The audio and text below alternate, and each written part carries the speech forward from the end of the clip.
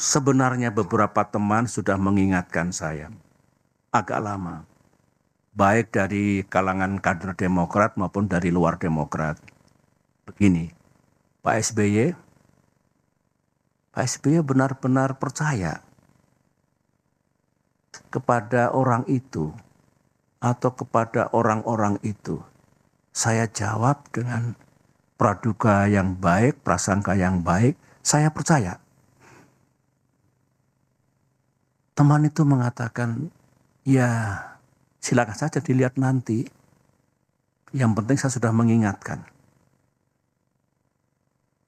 Nah, kalau saya ingat kembali yang diingatkan teman-teman itu lebih dari satu,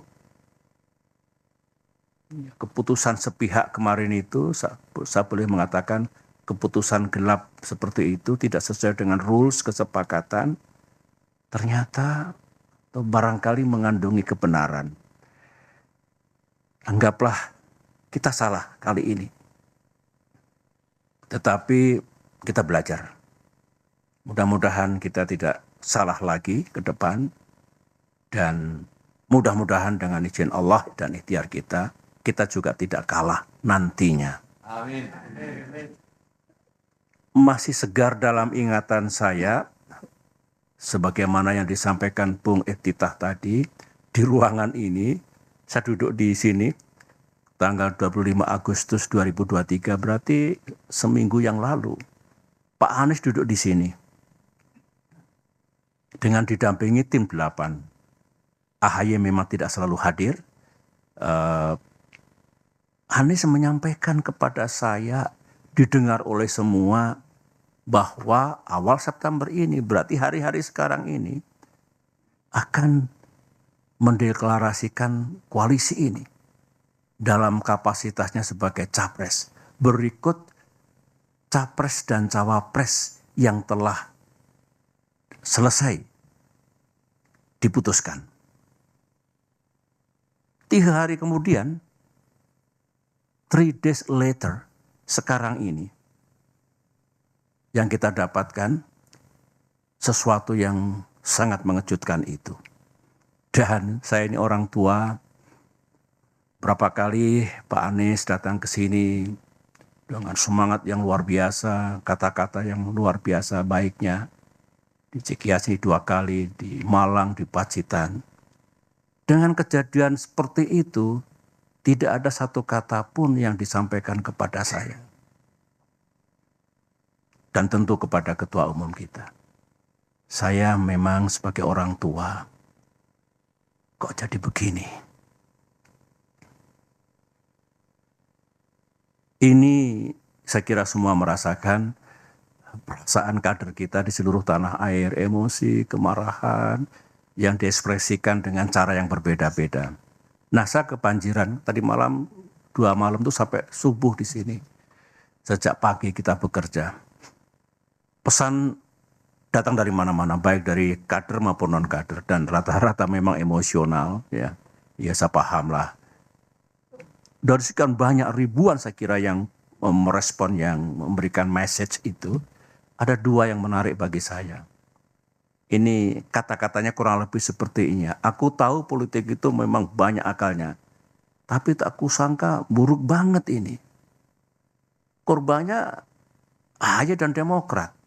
Begitu. Ada lagi komentar, ini Demokrat kena prank dari musang berbulu domba. Terus saya kok ingat, musang berbulu domba, ini kan peribahasa yang lama ini. Ingat saya kira waktu kita sekolah di SD, SMP, pernah belajar banyak sekali peribahasa.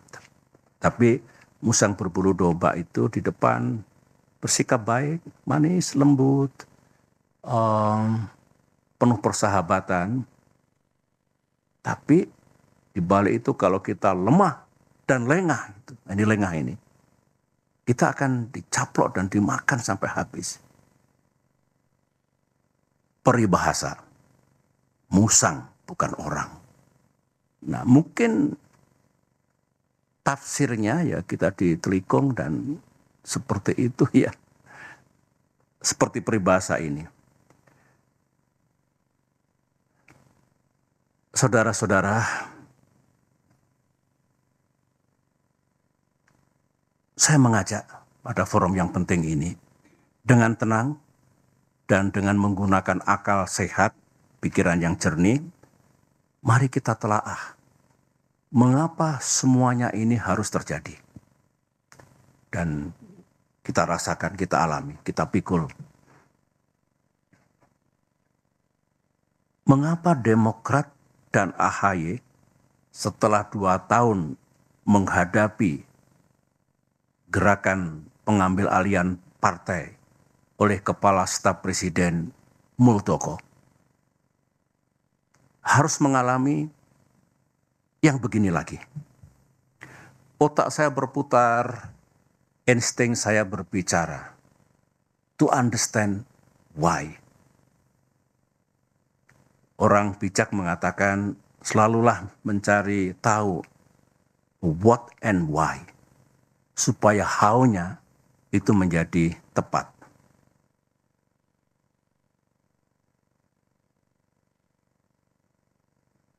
Kader Demokrat dengan pikiran yang tidak happy mengatakan, Pak, kok kita ini Demokrat ini, ya memang kita oposisi, tapi oposisi ini kan sah.